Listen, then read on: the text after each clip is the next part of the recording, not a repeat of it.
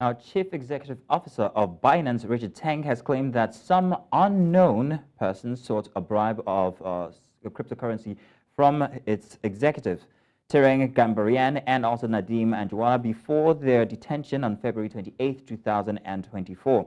Teng, in a blog post on Monday, detailed how the Binance executive tried to engage with Nigerian authorities, including a January 8 meeting in Abuja, before they were accused of criminal acts. He said the meeting was set up with the Nigerian government through a committee consisting of about 30 agencies.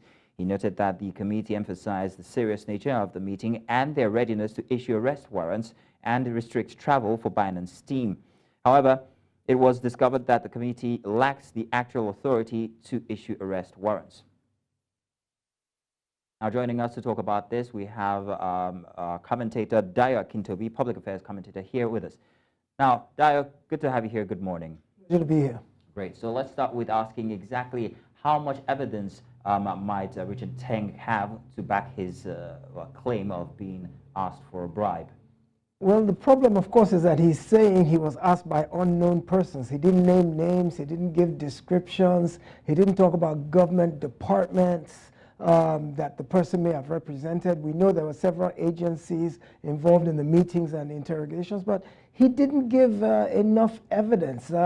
It seems to me, and rather fantastic, that someone in the Nigerian government would ask for an amount as humongous as $150 million to make the problem go away. I know Nigeria is it's kind of been par for the course that bribery and issues of corruption have been a way of life here. But I think internationally, when the president at an international event early in his tenure said, if anyone ever asks you for a bribe, come and tell me directly, I think that may have given some credence to international players to say, well, we can make any kind of claim. I think this claim that he's not able to substantiate, I think it really needs to be interrogated a lot further and deeper. For all we know, it could be a scammer. It could be somebody who's not even in government who approached him and asked him for money and is saying it's the government doing it. I don't think it's enough for him to just make claims without substantiating them.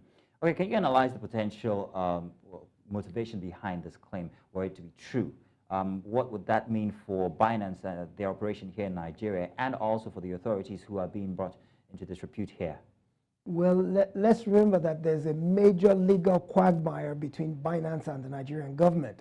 And that quagmire, of course, has led to two of its staff being detained, although there are legal issues even with the way that went about, because they were invited innocently to come and dialogue with the Nigerian government. There was never any indication that there would be any sort of thing like an arrest or detention. So they're saying that was sleight of hand by the Nigerian government. But the bottom line is they've been charged to court.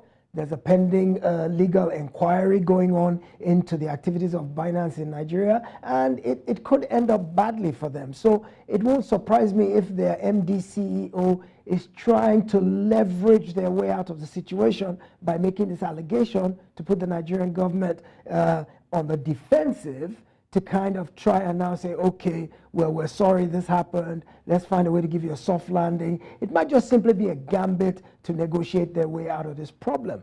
Now, on the Nigerian side, I know that in the recent days, there have been steps taken to address the impact that cryptocurrency trading is having on the Nigerian naira, in terms of the fact that speculators and manipulators are able to play around with the naira in terms of its value against the dollar in the cryptocurrency market, which is typically all online and is anonymous and it's opaque. You don't know who the players are. You don't know where the money is coming from or where it's going. You can't track it. You can't trace it.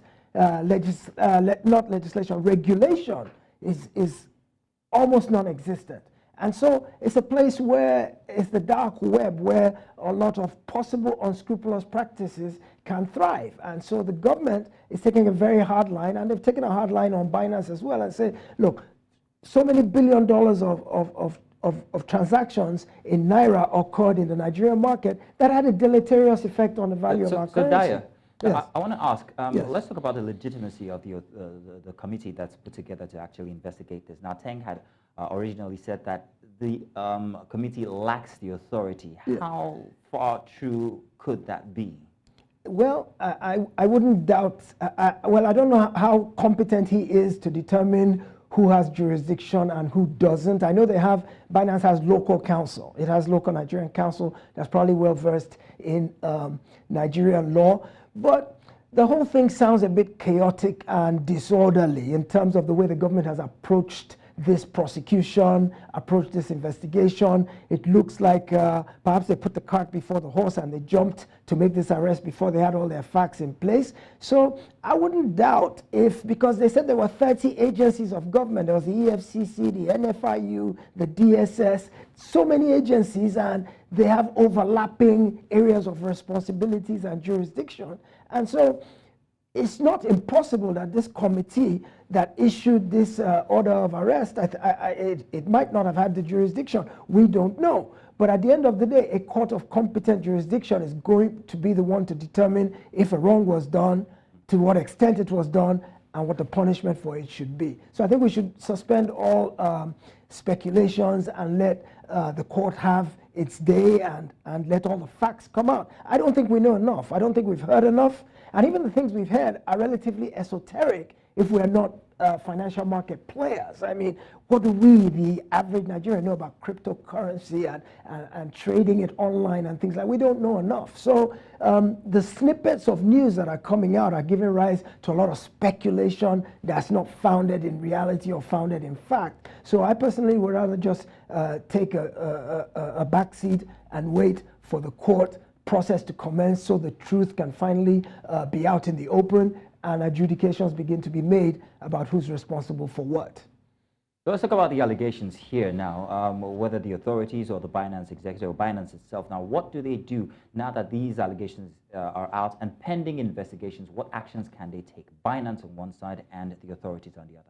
Well, Binance, of course, and that was part of the ploy of the MD CEO issuing his blog in the New York Times, for example. It's all part of posturing so that a negotiation can take place.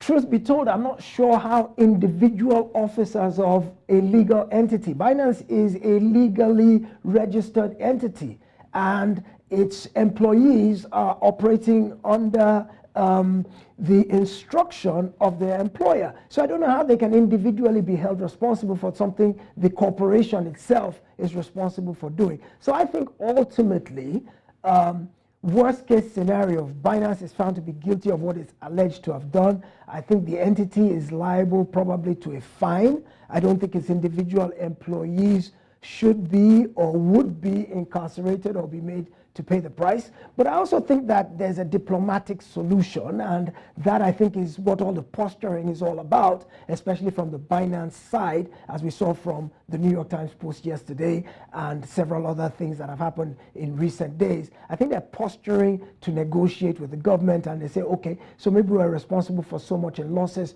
we will pay this much in fines. I think they also have the disadvantage of the fact that their founder was jailed for 4 months in the United States recently on account of securities violations that relate to similar charges that the Nigerian government is accusing Binance of. So that already puts them at a disadvantage to begin with. But I think a diplomatic or negotiated settlement is probably the best way out of this for both parties concerned, and I think that's what should be explored. Nigerian government is probably using the hammer, the sledgehammer of the court process to wrestle them into submission in whatever negotiations may ensue.